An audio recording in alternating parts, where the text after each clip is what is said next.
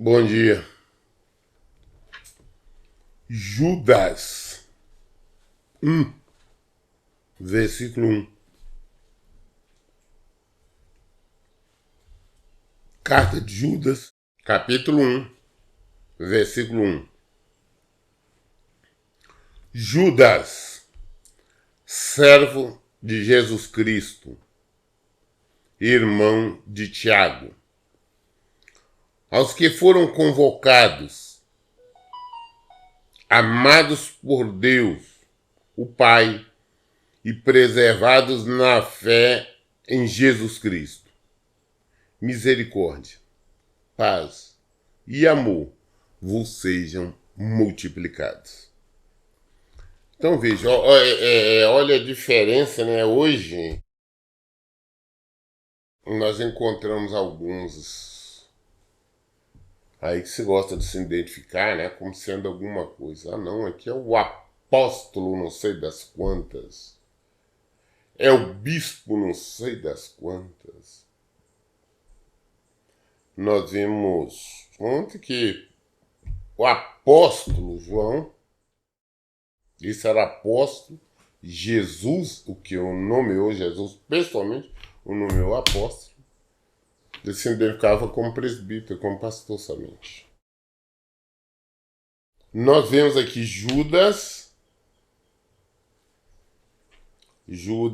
meio-irmão de Jesus, porque ele era filho de Maria e José, enquanto Jesus era filho de Maria, mas e do Espírito Santo. Judas, que conviveu, cresceu ali com Jesus, não teve e não tinha a petulância de dizer, não, aqui é Judas, irmão do nosso Senhor Jesus Cristo, assim assado. Porque nenhum dos irmãos, nem Judas, nem Tiago, que nós lemos a carta dele também, irmão de Jesus, não foram apóstolos. Apóstolos foram 12, que Jesus tinha nomeado. Aqueles 12, aí Judas morreu, Pedro tentou levantar lá Matias, mas Jesus não aceitou e chamou depois a Paulo, somente. Nem os irmãos, nem outros não eram. Então, olha, Judas escrevendo, ele se identifica como o quê? Como servo de Jesus Cristo. Ele não tem arrogância de falar, não, eu sou irmão de Jesus Cristo. Não, sou servo de Jesus Cristo. E o que mais? Eu sou irmão de Tiago. Irmão carnal que é filho do mesmo pai e da mesma mãe. Jesus era filho de Deus, do Espírito Santo e de Maria. Então ele falou, Judas, eu sou servo de Jesus Cristo e irmão de Tiago. Aí mandando a carta para quem? Para todos que foram convocados por Deus, o Pai. Todos foram convocados, todos nós fomos chamados por Deus para viver o Evangelho, praticarmos o Evangelho. Todos nós que buscamos a salvação em Cristo. Todos nós que foram convocados, amados por Deus, o Pai, e preservados na fé em Jesus Cristo. Aí o cumprimento cristão, misericórdia, paz e amor vos sejam multiplicados. Ele começa no versículo 3. Amados, enquanto me preparava com grande expectativa para vos escrever acerca da salvação que compartilhamos, senti que era necessário, antes de tudo, encorajar-vos a batalhar dedicadamente pela fé confiada aos santos, de uma vez por todas. Olha, eu estava ansioso, desejoso, com grande expectativa mesmo, para escrever essa carta para vocês, orientar sobre salvação. Para falar sobre salvação, não é falar sobre bênção, milagre esse, milagre aquele, que Deus vai te dar isso, Deus vai te dar aquilo, não. Para falar sobre salvação, está com grande expectativa. Mas enquanto eu estava ali, eu pensei que é necessário antes encorajar vocês a batalhar, dedicar-se pela fé que é confiada a nós. Porque santos são todos aqueles que buscam santidade, que praticam santidade, que procuram viver em santificação, que procuram viver apartado do erro, do pecado, apartado do mundanismo. Falei, olha, eu olhando isso então, eu senti que tinha que falar sobre a fé. Interessante porque nós vemos as pessoas falar, não, eu estou salvo em Cristo, ou Jesus volta logo, mas você vai conversar mais longamente a respeito do Evangelho, vocês percebem que elas não têm fé. Muito bem, versículo 4. Porquanto certos indivíduos cuja condenação já estava sentenciada há muito tempo, infiltraram-se em vossa congregação com toda espécie de falsidades. Essas pessoas são ímpias e adulteraram a graça do nosso Deus em libertinagem e negam a Jesus Cristo, nosso único soberano Senhor. Tem pessoas que já estão condenadas há muito tempo. Eu sempre falo sobre o perdão impossível, como João também nos mostra. Tem certas pessoas que não adianta você nem orar por elas, não devemos orar. Então, tem certas pessoas que estão condenadas. Está no meio denominado evangélico,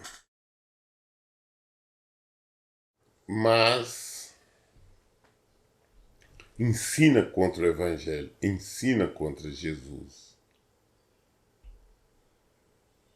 Elas vivem no erro, vivem no pecado, elas falsificam, adulteram a palavra de Deus, ensinam de forma totalmente diferente do que é o Evangelho. O que apresentam não é o Evangelho, é outra coisa qualquer. Eu sempre mostro sobre hoje essas práticas de rituais, de campanhas, de exigir isso e aquilo do Senhor, e mais uma série de outras coisas. Temos que observar que essas pessoas que estão no nosso meio se dizem evangélicos, se dizem missionários, se dizem bispos, se dizem apóstolos, pastores e tudo mais, mas que não passam de servos do diabo, que já estão condenados. Por isso, vamos tomar cuidado, vamos exercer a nossa fé, vamos praticar a nossa fé em Cristo. Então, vamos analisar à luz do Evangelho. Não vamos seguir essas pessoas, denominações, congregações aí, né? Que estão adulterando a Bíblia, estão falsificando o Evangelho de Jesus Cristo. Foi o que ele disse aqui, porquanto certo indivíduo cuja condenação já estava sentenciada há muito tempo, infiltraram a vossa congregação com toda espécie de falsidades. Essas pessoas são ímpias e adulteraram a graça do nosso Deus em libertinagem e negam Jesus Cristo, nosso único soberano Senhor. Versículo 5. Quero, portanto, recordar-vos que, embora já estejais bem informados sobre tudo isso, que o Senhor libertou um povo do Egito, contudo mais tarde destruiu todos os que não creram. E ele falou, olha, nós temos que tomar cuidado, porque nós temos exemplos. Judas falando, qual é o exemplo? Deus libertou o povo lá do Egito, operou milagres, maravilha, todo tipo de milagre lá, testemunhos maravilhosos, está tendo o poder de Deus ali para libertar esse povo. Só que esse povo não creram, não praticaram a fé, não tiveram a fé, não perseveraram. Conclusão, todos eles morreram ali no deserto.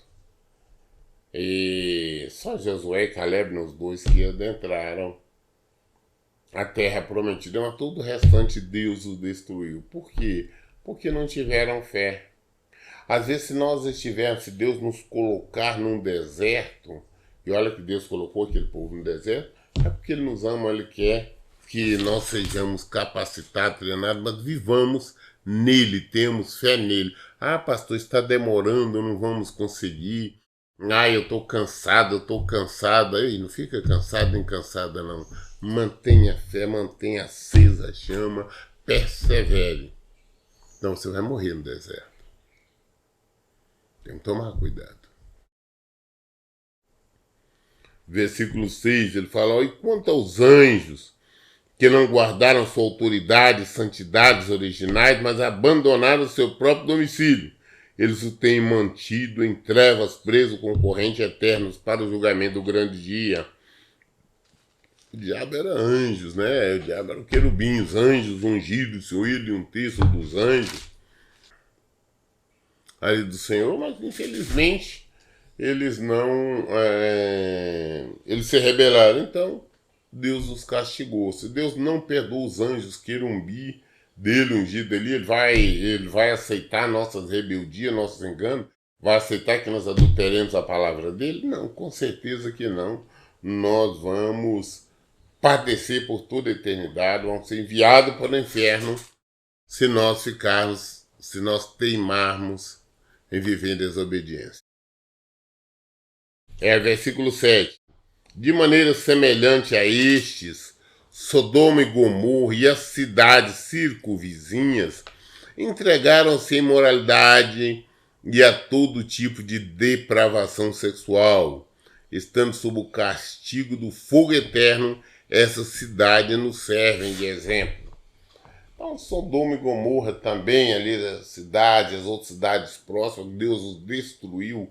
Nós sabemos, por exemplo, só escapou lá, só Ló e as suas duas filhas, porque a esposa, quando estava saindo, foi olhando para trás, lembrando: oh meu Deus, minha casa, aí foi virado numa estátua de sal. Mas Ló e todo o resto destruiu. Destruiu homens, mulheres, crianças, bebês, recém-nascidos, mulheres grávidas, velhos, idosos, tudo porque estava uma depravação total. O homossexualismo imperava. Prova tal que quando os anjos estavam na casa de Ló, os homens da cidade cercaram lá porque queria fazer sexo com os anjos, né? Então, a imoralidade dominando, o homossexualismo e tudo mais. Então, Deus não nos perdoou. Então, pode ter certeza que Deus também não nos perdoará. Nós seremos destruídos, nós seremos enviados para o inferno se nós persistirmos, se nós perseverarmos no erro. Então, temos que entender do que é o Evangelho. Vamos tomar cuidado. Ah, não, pastor, eu estou indo numa igreja ali, eu sei que tem muito erro lá, mas eu não pratico os erros que eles falam. Não, você está concordando, você está aceitando, porque você está no meio deles. Não me venha com uma história que você está num chiqueiro de porcos e que sua roupa limpinha, que você vai continuar limpo, que não vai continuar. Nós sabemos que quem entra no chiqueiro de porco vai se sujar. Se você está nesse povo, nessas igrejas, você está em concordância com eles, e você também vai padecer, você vai para o inferno porque está no meio daquelas pessoas que estão adulterando o evangelho. Não tem essa história que eles adulteram e você não adultera, não. Tá? Então vamos pensar direitinho. Nós lemos aqui o livro de Judas, o capítulo 1, até o versículo 7. Querendo Deus, amanhã nós daremos continuidade a partir do versículo 8.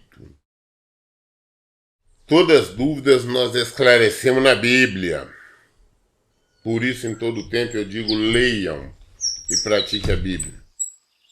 Deus abençoe. Então, bom dia.